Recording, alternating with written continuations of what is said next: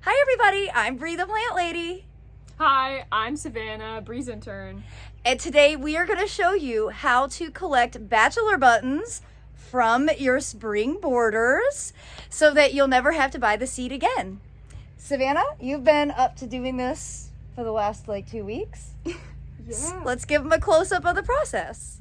So step one is to have a bucket for you to throw the seeds into, and just put that close by so it's convenient. And then you can see these plants are really dry. They're starting to get ugly, and there's a million seed heads to be able to harvest. And so here we have, if I can get it to focus, there we go. You see, they kind of look like little sunshines. And you can pluck that entire thing off. Oh, that's perfect.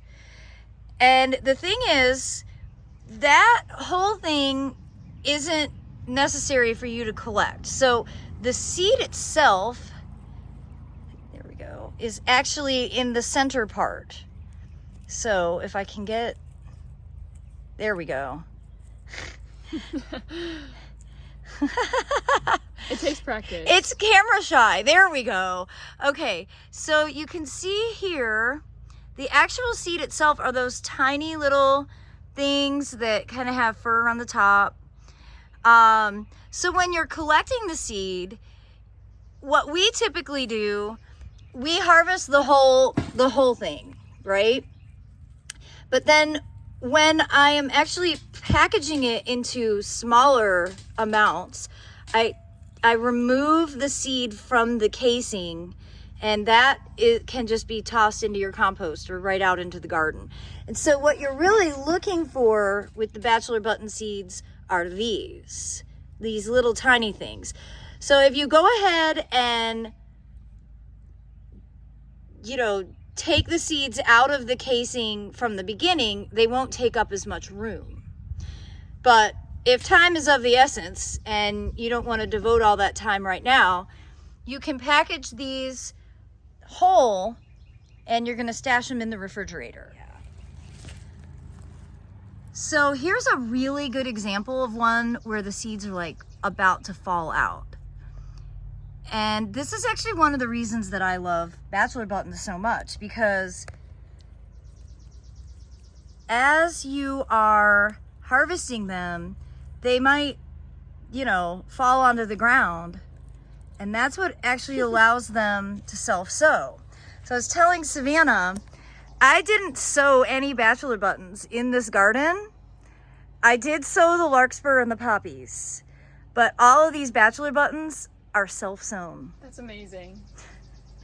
And they're really, I just think that they are such an important part of the spring cottage border.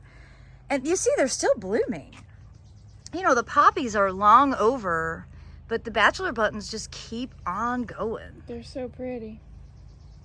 All right, well, we'll get busy harvesting from this border, because the goal is to have all the seeds harvested by next week so we can get this planted for the summer.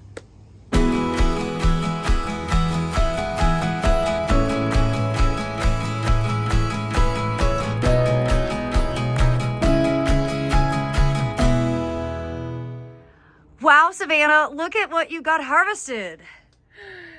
Thanks. So you can see we've just they're not totally undone, although you did a good job about getting a lot that are already individual. That'll just help my process when I'm packaging them in September, when I'm watching TV on the couch. So I wanted to show you guys, I already had 2 containers packaged. First of all, always label them, year and what it is. It should be obvious, and you can see I reuse my containers. So all these Talientes aren't just from this year. There are many years of eating ice cream. And you can see I just kind of pack them in. So here, take a container and pack it solid. And you can kind of scoop it if you want. And they can be pretty dense. As you can see here, lots and lots of seed. And for all of you wondering, the best place to store your seed is a refrigerator. not a freezer. And I want to show you mine. This is my beer and seed refrigerator. So the top shelf is all warm season seed that we are going to get started soon, direct seeding in the garden for the warm season. And then the bottom shelf here is the cool season. And this is the stuff we're actively gathering right now. Like I've been, doing lots of poppies, and there's some carrot seeds. And so again, this is for pre-stratifying, but it's also just the best place to store seeds because they prefer dark, dry, and cool temperatures, but not freezing temperatures. So refrigerator is the best place. Now, you're probably not storing as much seed as I am, so you probably won't need to have 2 shelves of your refrigerator devoted to this. So that's great. I think we'll collect just a few more to fill out this container. Look, I've started using Wegmans. And that'll give us 4, which I think is probably plenty for when I'm packaging these for fall sales. Though I might compulsively harvest a few more. We'll see. Well, everybody, we hope you'll be inspired to go outside and collect some of your own seeds so that you will never have to buy them. It's pretty easy, right?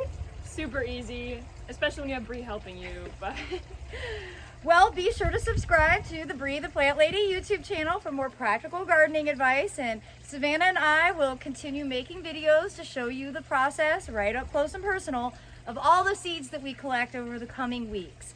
Remember, we've still got kale and mustard and nigella, so there's lots more to be able to show you.